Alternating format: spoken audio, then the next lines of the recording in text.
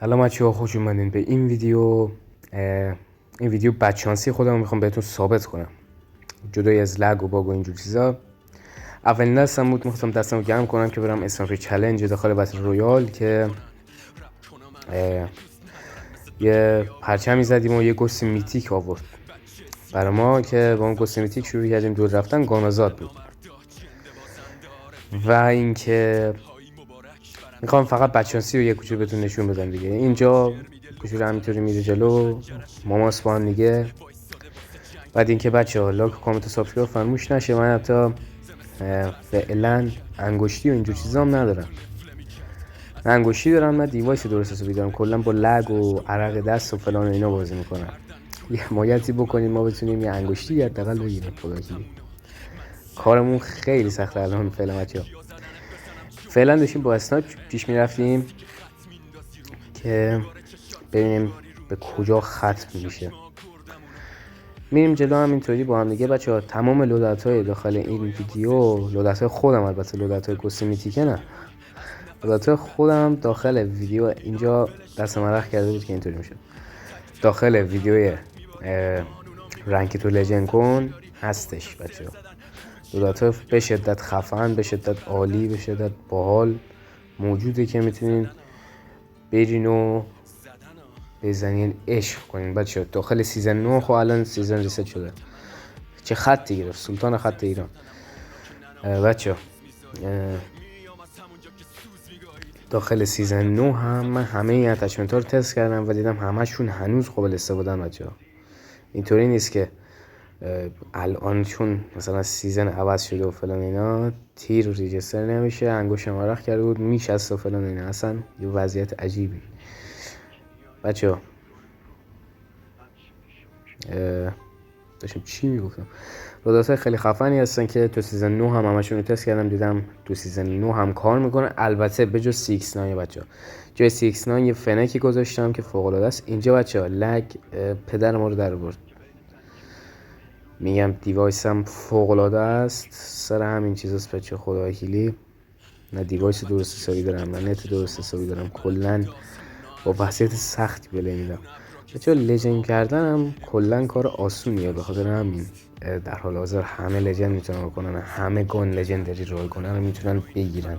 فکر نکنین کار خیلی سختی یا کار خیلی شاقیه، نه بچه‌ها، خیلی کار آسون، خیلی کار راحت. چی بگم دیگه، همه کار خیلی چرت و پرتیه بچه. در این حد لژند کردن خیلی کاره. بله اینجا هم کلا اینطوری تیر زدیم که خورد و بچه میگم گوست میتیک داره واقعا. خب اوکی، فکر نکنین که دارم دروغ میگم یا الکی میگم فلان اینا. بچه یه لایک و کامنت و سابسکرایب کنین. خدا وکیلی چنلمون کلا خوابیده. تا 30 تا ساب اول خیلی خوب داشت میرفت جلو که یک دفعه ویو ها کلا از بالاترین ویون 1/1000 تا. خب یک دفعه ویو هم از اون 1/1000 تا رسید به 400 تا که باز هم خوب بود، من خدا رو شکر میکردم. بعد از اون هنوزم ساب میگرفتم، 20-29 تا ساب داشتم که شدم 30 تا 31. بعد از اون یک دفعه ویوهای شورت ویدیو آمد تا اومدش رو چند، اومدش روی 100 و خورده‌ای. بعد از اون اومد روی 6 و 7 و 2 3. الان ویدیوهای شورت هم 0 ویوه بچه ها، یا 0 ویوه یا 1 ویوه. خدا وکیلی اگه دوست داشتین شورت ویدیوهای قشنگی میذارم، میتونین برین نگاه کنین، زیاد وقتتون هم نمیگیره. تیرام هم اینجا رجستر نمیشه، کلا وضعیت نت هم زیاد خوب نیست بچه. این پینگی که این بغل میزنه، اگر پینگ بگه تو 80-70 تا پینگته، اینجا دیدم شاتگان گرفته، گفتم خودکشی کنم. عمرن نمیتونستم بزنم اصلا، اینکه رفتم رو ریلود. بچه ها پینگ وقتی که 80 نوشته، 70-80 نوشته، مطمئن باشین که پینگتون 90 رو رد میکنه. اینجا سگ و زد، من نمیدونم تو نسبت به بقیه پلیرها شاید حتی قدیمی تر هم باشی، چون KRM جدیدی نبود، KRM قدیمیه بود که برای بتل پس میس 2021 سال 2021. حالا نمیدونم شاید از این بتل پس ها که جدید میاد به غیر از بتل پس اصلی گرفته باشه اونو، ولی خب نمیدونم برای بعد اینکه بچه ویو کلن ریخته، خانوادمون 32 تایی شده. یک ساب داخل این 2-3 هفته اخیر گرفتم. یک ساب بچه ها. اینجا AFK میشه گسته. بدشانسی اینه یک بار ما یه کسی که اسکین خفنی داره و فلان اینا گیر آوردیم که بهش بریم دوئل، که اینم AFK میشه و ما اینجا میبینیمش و فلان اینا. اینو بالا هی بچه هنوز یادم میفته قصه میخورم. بچه خدا وکیلی لایک و کامنت یادتون نره. واقعا نمیدونم، خودم دوست ندارم دیگه ادامه بدم زیاد. بهش اون 32 نفر دارم ادامه میدم که اون 32 نفرم نمیدونم ویدیومو اصلا تماشا میکنن یا نمیکنن. بهش اون 32 نفر دارم ادامه میدم. اگر اون 32 نفر نبودن به هیچ عنوان ادامه نمیدادم بچه‌ها، به هیچ عنوان ادامه نمیدادم، چون واقعا انرژی واسم نمیمونه، نه کامنتی نه لایکی نه سابی. واقعا سخته که بخوام اینطوری ادامه بدم. یک کوچولو به حمایت نیاز دارم.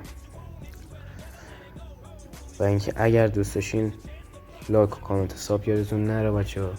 کامنت چیزاتتون کم نمیکنه، نه پولیه نه چیزی. ساب کردنم نه پولیه نه چیزی. ساب کنین. اگر نظرتون عوض شد بعداً از ویدیو خوشتون نیومد میتونین راحت غیر فعالش کنین، لغو سابسکرایب بکنین.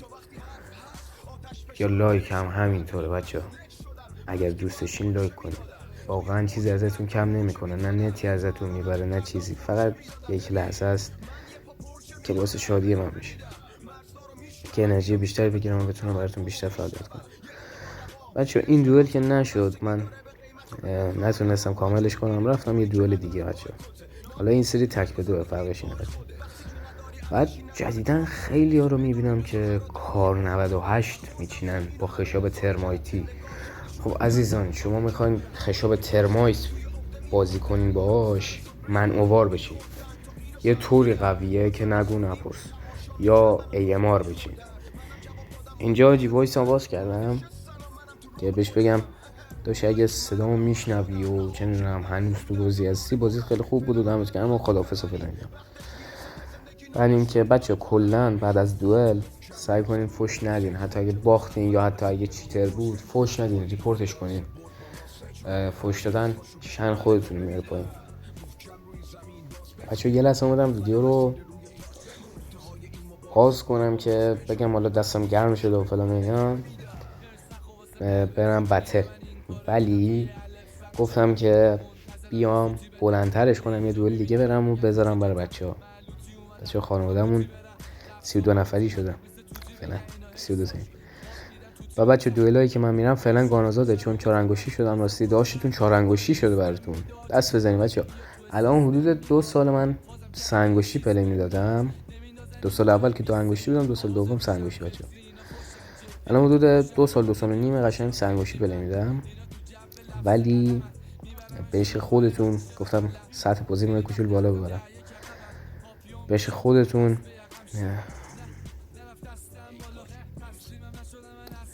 گفتم که 4 انگشتی بشم حداقل.